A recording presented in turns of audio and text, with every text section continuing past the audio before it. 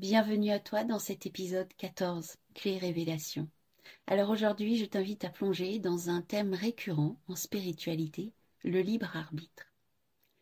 C'est à travers un texte qui m'est arrivé en écriture intuitive que des compréhensions me sont arrivées. Ça m'a permis de mieux comprendre notamment une expérience de vie qui m'a apporté un bel entraînement avec ce fameux libre arbitre, je dois bien le dire. Et c'est donc en revoyant un souvenir d'une publication sur Facebook que j'ai pu voir le lien. Voici ce que la photo souvenir et le texte m'ont inspiré. Bien le bonjour, belle étincelle. Bienvenue dans Miroir de Femmes, le podcast épanouissant pour les femmes, les mères en quête d'évolution et de spiritualité. Je m'appelle Bénédicte. Je suis guide pour des voyages d'exploration intérieure grâce au miroir magique que le monde qui nous entoure nous offre. Je m'adresse à toi, belle femme, en recherche d'équilibre entre ton rôle de femme et de mère, toi qui désires être à l'écoute de tes véritables besoins, avec cette volonté d'y répondre en toute légitimité et sans culpabilité. Toi qui ressens l'envie de répondre à l'appel de ton âme pour grandir en conscience et vivre ta spiritualité en toute liberté au quotidien. Je vais te conter ici des histoires de la magie, de l'âme qui agit, des récits de clés qui t'ouvriront de nouvelles portes pour élargir ta vision. Prête pour le grand voyage? Alors c'est parti, abonne-toi pour que chaque épisode arrive à toi. Voici donc le texte d'une nouvelle publication pour partager ce souvenir. Il y a un an, je partageais une publication sur Facebook suite à mon périple sur le chemin de Compostelle. Ce voyage a été bien plus qu'une marche. Il a été une découverte de la magie dans chaque aspect du quotidien et a révélé plusieurs leçons précieuses que je partage avec toi. 1. La puissance des petits pas. Chaque petite action compte et peut conduire à des résultats incroyables. Alors ne sous-estime jamais l'impact de tes efforts quotidiens. 2. La capacité à surmonter. J'ai réalisé que j'étais capable de bien plus que ce que je croyais. Cette prise de conscience peut t'aider à reconnaître ton propre potentiel extraordinaire. 3. Demander des signes. Apprendre à lire les signes de la vie pour savoir si tu es sur la bonne voie. C'est essentiel pour avancer avec confiance. 4. La persévérance et la détermination. Ce chemin a mis en lumière ma volonté de persévérer malgré les défis. Alors, cultive ces qualités pour surmonter les obstacles dans ta vie. 5. La solidarité. En encourageant et en étant encouragé, j'ai découvert la puissance de la communauté. Entoure-toi de personnes qui te soutiennent. 6. L'acceptation et la diversité des points de vue. Rencontrer différentes façons de voir le monde m'a aidé à grandir dans l'acceptation. Embrasse la diversité des points de vue pour enrichir ta vision du monde. 7. La rencontre avec soi-même. Cette marche m'a permis de rencontrer mes ombres et de les accepter avec compassion. C'est un chemin vers une meilleure connaissance de soi et acceptation de soi. Chaque jour, j'applique au mieux ces leçons pour vivre une vie plus épanouie. En écrivant ce texte pour partager ce souvenir, j'ai compris le lien avec le libre arbitre.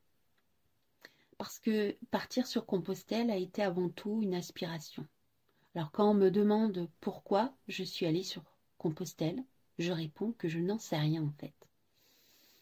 Car marcher, c'est vraiment pas mon truc. Alors pourquoi? Parce que j'ai accepté de suivre mes ressentis.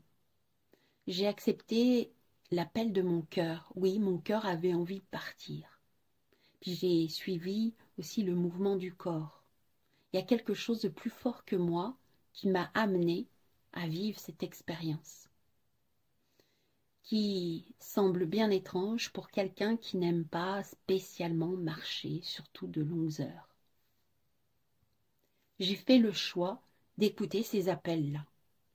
Et puis, le chemin lui-même m'a demandé d'accepter de vivre en conscience tout ce que je vivais en moi. Il y a eu de la joie, de la peine, de la colère, du jugement, de la rancune, des doutes, des peurs. J'ai vécu aussi de l'émerveillement, de la gratitude, de la sérénité, tout un panel. J'ai eu beaucoup de questionnements aussi. Ça m'a demandé d'être à l'écoute. Et puis, le chemin de Compostelle, c'est aussi une question de libre arbitre, un chemin de libre arbitre puisque chacun va choisir de le vivre à sa façon. Il y en a qui vont le faire à pied, d'autres en vélo, il y en a qui vont bivouaquer, d'autres louer des gîtes, dormir en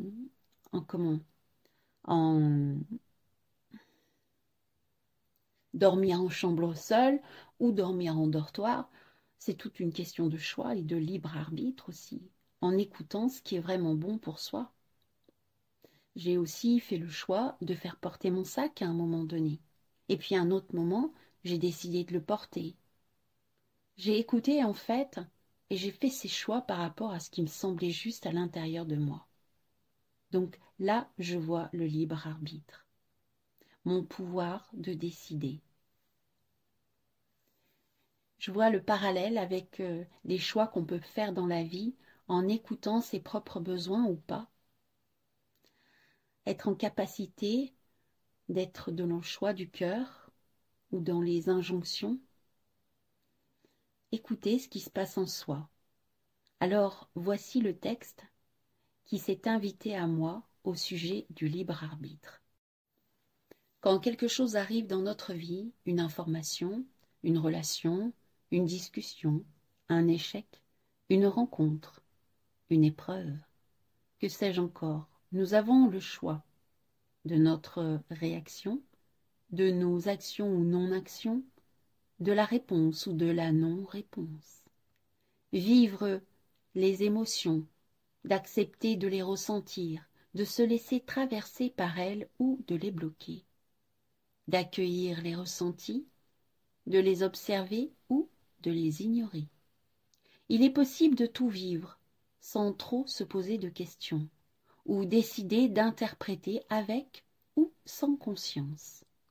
Nous avons la possibilité de juger notre façon d'être, la façon d'être de l'autre, de juger les jugements des autres et aussi nos propres jugements, d'accueillir tous les jugements et d'y mettre de la douceur. Là est notre libre arbitre, choisir d'accepter ou pas notre façon d'être et celle des autres, et d'être en paix ou non avec tout cela. Cela conditionne notre état de lutte ou de paix intérieure. Choisir d'accepter pleinement notre façon d'être sans aucun auto-jugement. Et là, notre plus grand libre arbitre. Être en paix avec soi ou en lutte contre soi. Observer avec calme ses réactions, ses jugements, ses émotions, ses ressentis, ses excitations, ses rancœurs et bien d'autres choses pour installer la paix intérieure. Car en vérité, notre monde intérieur est le seul espace où nous avons véritablement un pouvoir d'action. Tout le reste ne nous appartient pas. Tout le reste ne peut que nous échapper. Par exemple, certaines choses peuvent nous révolter dans la vie. Il faut bien dire qu'à l'heure actuelle, les sujets ne manquent pas. Alors, c'est être véritablement en paix avec cette révolte intérieure.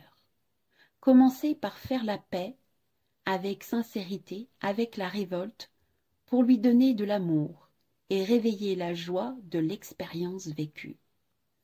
La paix est le début du chemin pour faire grandir l'amour pour l'expérience qui se présente. C'est alors que la joie d'être que nous sommes se réveille. Tout est question de libre arbitre quant au chemin que nous décidons d'emprunter. À la lecture de ce texte, une proclamation en guise de célébration arrive. gratitude à la vie en moi. Nous voici arrivés au terme de cet épisode, alors pour conclure, je t'invite à réfléchir sur ton propre libre arbitre. Déjà, qu'as-tu pensé de ce texte? Est-ce qu'il fait écho en toi? Est-ce qu'il t'a apporté une nouvelle vision? Si cette transmission te parle, de ton côté, comment choisis-tu de réagir face aux événements de la vie? Et quelle relation entretiens-tu avec toi-même et avec les autres? Et est-ce que tu prends le temps de t'observer, de t'accepter et de cultiver ta paix intérieure? J'aurai encore bien d'autres questions, mais si déjà tu as envie de partager tes réflexions ou tes expériences, tu trouveras dans le descriptif de cet épisode mon adresse mail. Il y a aussi le lien pour mon compte Facebook où tu pourras entrer en relation avec moi via Messenger. Je te remercie de m'avoir écouté, d'avoir écouté ce nouvel épisode de mon podcast Miroir de femme. Et si cet épisode t'a plu, mets un pouce ou un cœur selon la plateforme. Partage avec ton entourage et je t'invite aussi à t'abonner pour que les prochains épisodes viennent à toi. Je te donne rendez-vous la semaine prochaine pour un nouvel épisode Clé compréhension où je partagerai un texte qui m'a inspiré. Je te souhaite une belle semaine et te dis à bientôt.